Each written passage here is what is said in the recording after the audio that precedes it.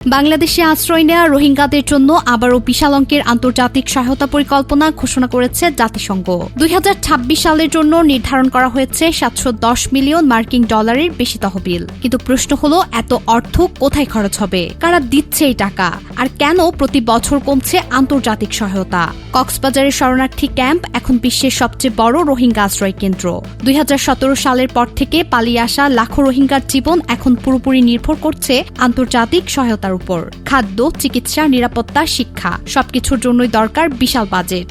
এবার সেই প্রয়োজন মেটাতে জাতিসংঘ প্রকাশ করেছে জয়েন্ট রেসপন্স প্ল্যান 2026।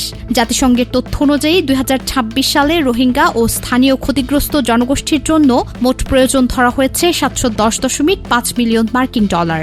এই সহায়তার আওতায় থাকছে প্রায় 15 লাখ মানুষ। এর মধ্যে রয়েছে কক্সবাজারের রোহিঙ্গা ক্যাম্প, ভাসানচর এবং টেকনাফের স্থানীয় বাসিন্দারাও। সবচেয়ে বেশি বরাদ্দ রাখা হয়েছে খাদ্য নিরাপত্তা খাতে। এই খাতে ব্যয় ধরা হয়েছে প্রায় 253 মিলিয়ন ডলার, কারণ এখনও লাখো রোহিঙ্গা পুরোপুরি খাদ্য সহায়তার উপর নির্ভরশীল। দ্বিতীয় সর্বোচ্চ বরাদ্দ আশ্রয় ও শেল্টার ব্যবস্থাপনায়। এই খাতে রাখা হয়েছে 132.8 মিলিয়ন ডলার এবং ঘূর্ণিঝড়ের ঝুঁকিতে ক্ষতিগ্রস্ত হয় হাজার হাজার ঘর। নিরাপত্তা ও সুরক্ষা খাতে ব্যয় ধরা হয়েছে 78 মিলিয়ন ডলার। এছাড়া পানি, স্যানিটেশন ও পরিচ্ছন্নতায় রাখা হয়েছে 64 মিলিয়ন ডলার। শিক্ষা খাতে 54 মিলিয়ন এবং স্বাস্থ্য খাতে 53 মিলিয়ন ডলার বরাদ্দের পরিকল্পনা করা হয়েছে। শুধু ত্রাণ নয়, এবার দক্ষতা উন্নয়ন ও কর্মমুখী প্রশিক্ষণেও জোর দিচ্ছে জাতিসংঘ।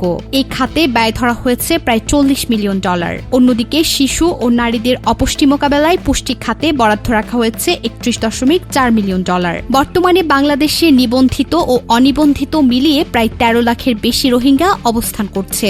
এর মধ্যে অধিকাংশই কক্সবাজারের উখিয়া ও টেকনাফ ক্যাম্পে বসবাস করছে। বিশ্ব খাদ্য কর্মসূচির তথ্য অনুযায়ী আন্তর্জাতিক সহায়তা কমে যাওয়ায় গত বছর রোহিঙ্গাদের খাদ্য সহায়তা কমানোর আশঙ্কা তৈরি হয়েছিল। এবারও তহবিল সংকট বড় চ্যালেঞ্জ হিসেবে দেখা দিচ্ছে। এখন পর্যন্ত যুক্তরাষ্ট্র 150 মিলিয়ন ডলার সহায়তার প্রতিশ্রুতি দিয়েছে। বাকি অর্থ আসার কথা ইউরোপীয় ইউনিয়ন, কানাডা, অস্ট্রেলিয়া সহ বিভিন্ন দাতা সংস্থার কাছ থেকে। তবে আগের বছরের তুলনায় এবার বাজেট কমেছে প্রায় 250 মিলিয়ন ডলার, যা আন্তর্জাতিক সহায়তা কমে যাওয়ার স্পষ্ট ইঙ্গিত হিসেবে দেখছেন বিশ্লেষকরা।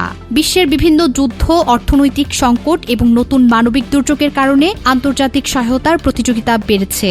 ফলে রোহিঙ্গা সংকট ধীরে ধীরে বৈশ্বিক অগ্রাধিকারের তালিকা থেকে পিছিয়ে পড়ছে। তবু বাংলাদেশ এখনও বিশ্বের সবচেয়ে বড় মানবিক দায়িত্ব বহন করছে।